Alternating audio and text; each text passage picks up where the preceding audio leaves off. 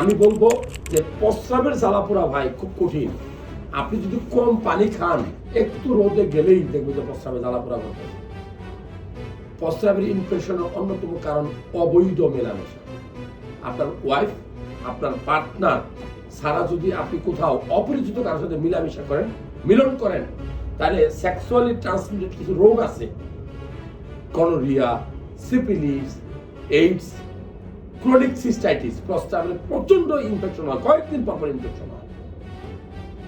এই রোগগুলাও আপনার শরীরে প্রবেশ করতে পারে এবং এমন ইনফেকশন হবে প্রস্রাবের নালী দিয়ে আপনার পুষ পানি দিতে পারে। মারাত্মক, ভয়ঙ্কর। একবার যদি আপনি আক্রান্ত হন, মনে রাখবেন আপনার ওয়াইফও কিন্তু আক্রান্ত হতে পারে।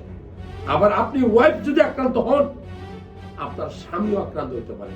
এই জন্য অবৈধ মেলামেশা, অনৈতিক কাজ, অপরিচিত পার্টনারের সাথে প্রোটেকশন ছাড়া যদি আপনি মেলামেশা করেন, তাহলে আপনার এই রোগগুলো হতে পারে।